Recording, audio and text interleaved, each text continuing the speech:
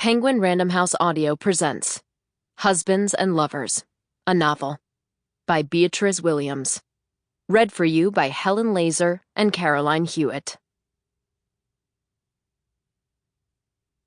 With gratitude to my kids, who never ate the wrong mushroom. Prologue. Mallory. June 2019, Mystic, Connecticut. I kissed Sam goodbye on a Saturday morning toward the end of June, and the call that changed my life came the following Friday afternoon. Actually, the call came in twice. I'd stepped away from my desk to do some gardening. I remember the tomatoes were growing like crazy that summer, the roses exploding on their bushes. Everything so abundant. Sometimes when I'm stuck on an idea, I find it helps to walk away for a bit and do something else, something with your hands, something useful, and that knot in your mind will loosen and unwind into the bread dough or the soap suds or the stacks of folded clothes. Or the soft, rich loam of a vegetable bed. It still fills me with terror to look at that patch of earth and remember how I knelt there, staking the rampant new vines, humming to myself, while a new pattern took shape in my head, a trailing creeper in a pristine shade of spring green, not too dark or too light, the color of promise, delicate shoots and leaves curling from the parent vine. At a few minutes to 3, I stood up, dusted my jeans, shucked off my gloves, and went into the house for a glass of water and my sketch pad. I remember my phone lay on the kitchen counter because I hadn't carried it outdoors with me. You know how it is. I meant to step out for a few minutes to pull some weeds, maybe water the tomatoes, breathe some fresh air, but one thing led to another, and it was a beautiful day, 80 degrees and not as humid as it gets later in the summer. A breeze came in from the Mystic River tinged with brine. Tourists would be swarming the drawbridge for ice cream. Over at the aquarium, kids would be screaming with joy as the belugas hurtled past on the other side of the plexiglass. Anyway, my phone sat alone on the counter, so I picked it up to check for messages and startling news alerts, maybe a little light scrolling, and instead I saw that I'd missed 2 calls from Camp Winnipesaukee. You know that feeling. Every parent knows that feeling. Probably nothing, you think?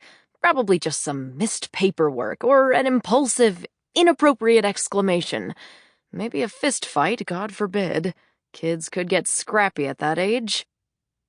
But your body's not so logical, is it? Your body's evolved for catastrophe. Your body leaps straight to the worst scenario.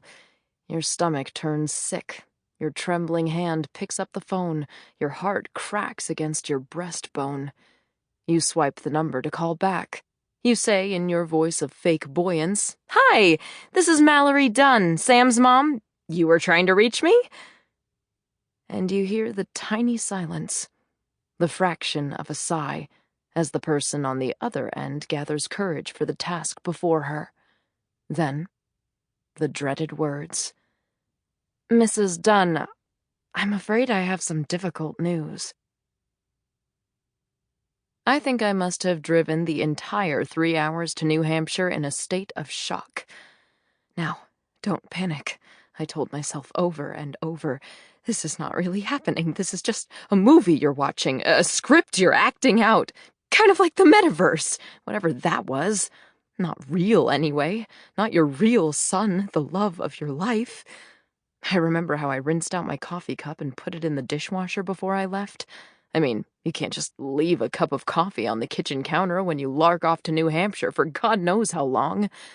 I swiped on a little lipstick, even though my hand shook so badly I looked like one of those Instagram people who color over the edges of their lips to make them look bigger. I started to throw a few things in an overnight bag and then thought, what if he dies, and I'm not there in time to say goodbye? I dropped the overnight bag and ran out the door to the car. I made it all the way to Springfield before I realized I wasn't wearing any shoes, so I had to pull over at a gas station and buy flip-flops, and gas, and 3 Kind bars and a bottle of water because I was about to pass out. He's not going to die, I told myself. A perfectly healthy boy doesn't die from eating a bad mushroom. Unless it's too late. Unless said boy ate said mushroom on a dare the day before and didn't mention this fact because he didn't want his friends to get in trouble, so he spent the night and the morning in the infirmary with so-called stomach trouble because the nurse had no idea she was dealing with a case of mushroom poisoning. Unless the damage was already done. Unless they were keeping him alive only so I could say goodbye and give permission for organ donation. Could you donate a kid's organs if he'd ingested a poisonous mushroom? A Range Rover zoomed past, New York plates. I looked at the speedometer and saw I was going only 64, like it was no hurry, no emergency, don't want to get a speeding ticket or anything. I pressed the accelerator. He's not going to die, I said aloud. My shining, beautiful boy, who loved to play soccer in the fall and baseball in the spring, whose favorite food was s'mores, who went boogie boarding last week with his cousins at his aunt's house on the Cape and pretended to get attacked by a shark. Not funny, I told him after I fished him out of the water. Who filled an old jam jar with fireflies the night before he left for camp and told me he figured the lights came from all your ancestors in heaven, keeping watch over you. I pounded the steering wheel. So where were all the fucking fireflies yesterday? Just as I reached White River Junction and turned off the interstate, it started to rain. A couple of fat drops, a couple more, and the next thing you know, monsoon. I turned on the windshield wipers. 3 seconds later, I turned them on high. Wildly, they pumped across the glass, and still I couldn't see a thing. Sheets cascading before me, like trying to look through a waterfall. What happened next is a true story. I'm tearing down this road through the New Hampshire woods toward the hospital, right? Every second counts, but I can't see 10 feet in front of me, so I'm straining my eyes, not even blinking, and this dark shape flashes into view and whoomph! Smacks into the windshield and the jaws of the wipers. Probably I scream, I don't know. Just a few inches long, this poor creature, this bird, whisking back and forth, feathers everywhere, and I'm crying now, screaming and crying, begging God to free the bird because I can't pull over. I need to reach my son before he dies. But the poor thing remains stuck in the wipers, smearing blood across my windshield that the rain washes away. I can't even tell what kind of bird it is. I just keep on driving and praying and crying.